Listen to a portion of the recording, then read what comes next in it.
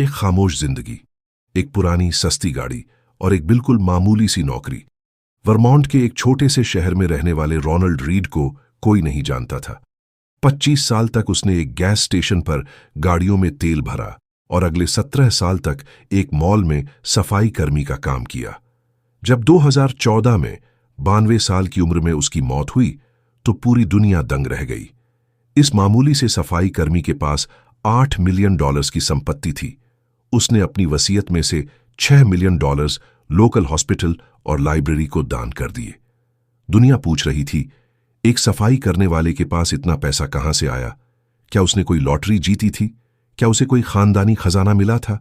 नहीं, इसका राज कुछ और ही था। वही दूसरी तरफ एक और शख्स था, रिचर्ड फुस्कोने, हार्वर्ड से पढ़ा हुआ, मेरिल लिंच का वाइस चेयरमैन।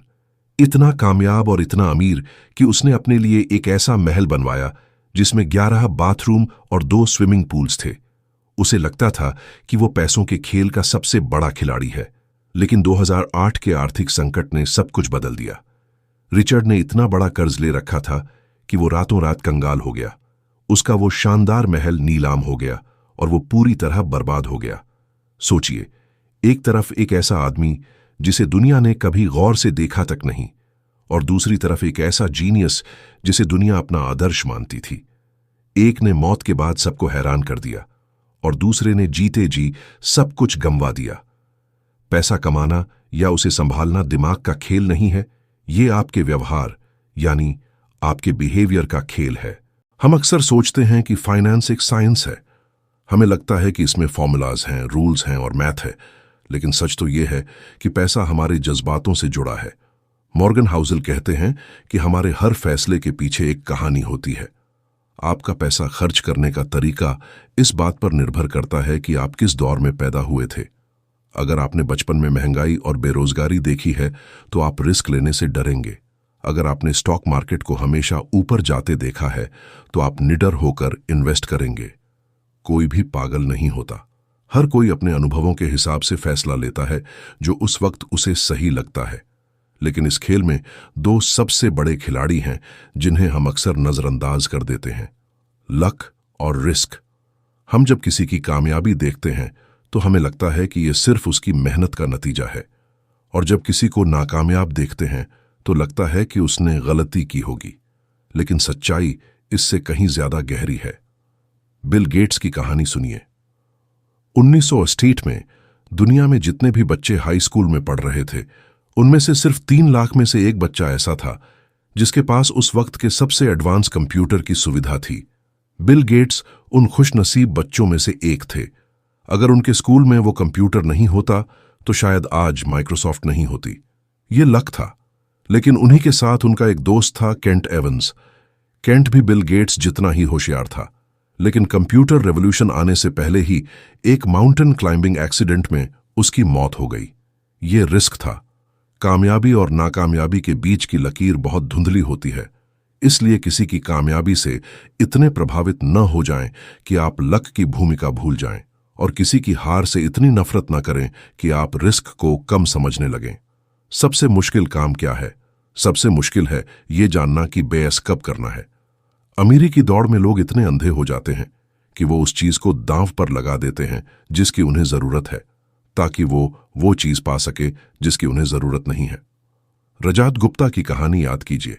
एक अनाथ बच्चा जो मैकिन्जी का सीईओ बना और अरबों पति बन गया, लेकिन उसने और ज्यादा के लालच में इनसाइडर ट्रेडिंग कर दी और जेल चला गया। क्यों?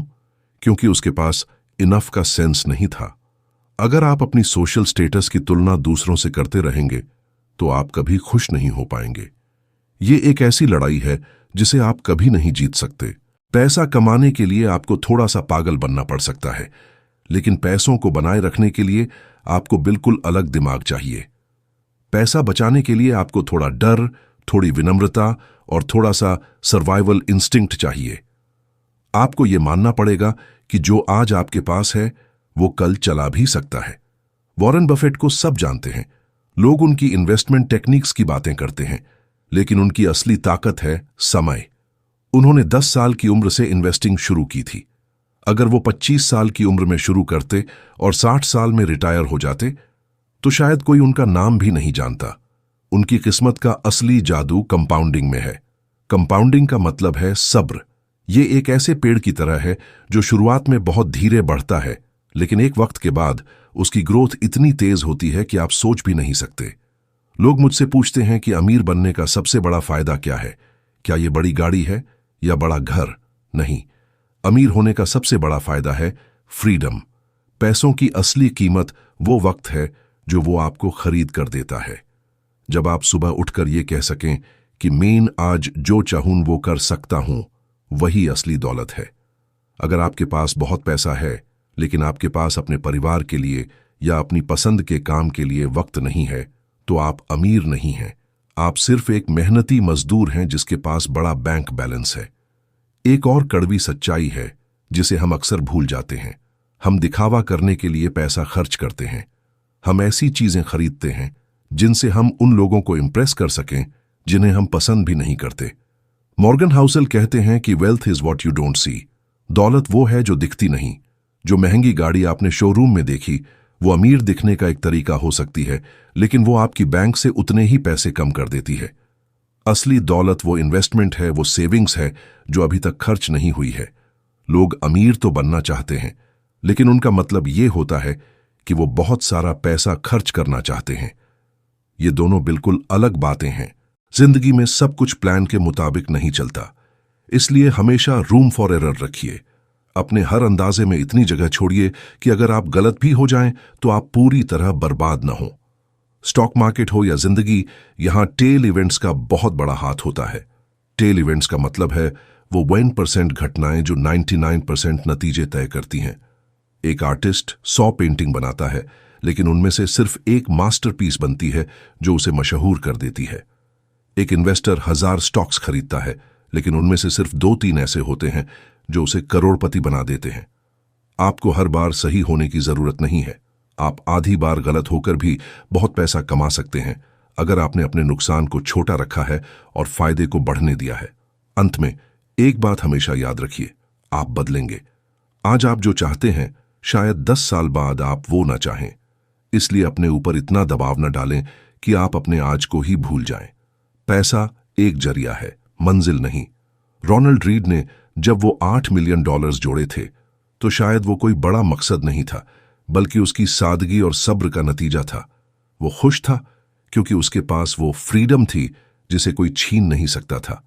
पैसा कमाना एक हुनर हो सकता है, लेकिन उसे जीना एक कला है। जब आप अगली बार अपना वॉलेट निकालें या कोई इन्वेस्टमेंट करें, तो अपने आप से पूछिए, क्या ये फैसला मेरा दिमाग ले रहा है या मेरा डर और लालच? क्योंकि साइकोलॉजी की इस किताब में सबसे बड़ा पन्ना वही है जो आप अभी लिख रहे हैं। आपकी असली दौलत आपके बैंक बैलेंस में नहीं, बल्कि आपके उन फैसलों में है जो आपको रात को सुकून की नींद देते हैं।